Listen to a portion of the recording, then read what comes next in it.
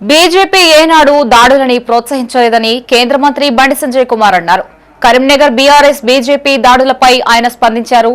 సికింద్రాబాద్లోని ఓ private గార్డెన్లో ఆయన మీడియాతో మాట్లాడారు. ఎమ్మెల్యే క్యాంపు ఆఫీస్పై దాడి చేయాలనే ఆలోచనే కార్యకర్తలకు లేదని, ఎమ్మెల్యే క్యాంపు కార్యాలయం సర్కార్ నిధులతో నిర్మించింది అని చెప్పారు. ఆ ప్రాంతంలో బూతులు తిడుతూ ప్రెస్ మీట్ పెట్టడం కరెక్ట్ కాదన్నారు.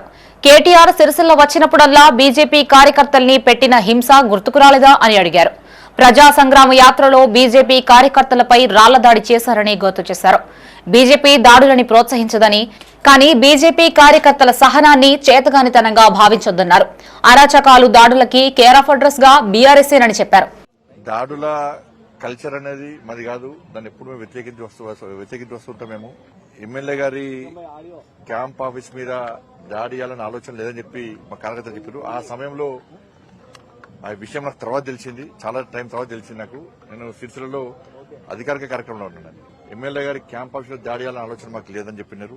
అయినా కూడా ఎమ్మెల్యే గారి క్యాంప్ ఆఫీసు అది ప్రభుత్వం నిధులతో నిర్మించింది. అటువంటి క్యాంప్ ఆఫీస్ లో ప్రెస్ కాన్ఫరెన్స్లు పెట్టి, ప్రెస్ మీటింగ్ పెట్టి ఏది పడితే అది మాట్లాడడం తప్పే. మా కార్యకర్తల సహనానికి కూడా ఒక హద్దు ఉంటుంది. దాన్ని పిరిగితనంగా భావించద్దు. ఏది పడితే అది మాట్లాడడం కరెక్ట్ కాదు. దాడుల కల్చర్ అంటున్నారు. సిగ్గుండాల కేసీఆర్ కొడుకు దాడుల కల్చరే తయారు చేసిందే బీఆర్ఎస్ పార్టీ. కొద్ది గోసపెట్టి మమ్మల్ని మీ అధికారం ఫస్ట్ నుంచి చెప్తున్నా, అధికారం అనేది శాశ్వతం కాదు. ఉన్నప్పుడు హద్దులో ఉండాలి. మితిమీరి అహంకారంతో వ్యవహరించద్దు, రాచరికంతో వ్యవహరించద్దు. కేసీఆర్ కొడుకు సిరిసిల్ల పోతే బీజేపీ ఏబీవీపీ కార్యకర్తలను హౌతర్స్ చేస్తుండే. మొత్తం ఎట్లా అంటే ఒక రజాకర్ల పాలనకనే, ఒక చెప్పులు నెత్తి మీద ఎత్తుకొని పోవడం తప్ప ఒక్కరు తప్ప మీట అన్నిగా. మీ రాచరిక పాలన తెలంగాణ ఎట్లుండే? మేము ప్రజా సంగ్రామ యాత్ర చేసినప్పుడు ఎన్ని దాడులు చేశారు? రాత్రిపూట పొలాలకెళ్లి కట్రవుతులతో కొట్టిరు మమ్మల్ని. ఒక్కరోజు 18 వాహనాలు ధ్వంసం చేశారు. 6 కార్యకర్తలు 7 ఇంజరీస్ అయినాయి. మా కార్యకర్తలకు 3 కార్యకర్తలకు కాళ్లు విరిగినాయి. అనేక మంది కార్యకర్తలకు ఎత్తుకపోయారు. టోల్ గేట్ దగ్గర మహిళా కార్యకర్తలు ఎత్తుకపోయి కొట్టారు మీ వాళ్ళు. ఇది మర్చిపోతామైంది.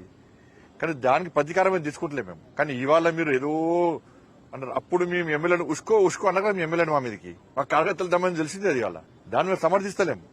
కానీ దాని సహనానికి ఒక హద్దు ఉంటుంది. మా వాళ్ళ సహనానికి కూడా ఏది పడుతుంది మాట్లాడము, ఏది పడుతుంది వాగడము, ఇష్టానుసారంగా మాట్లాడము.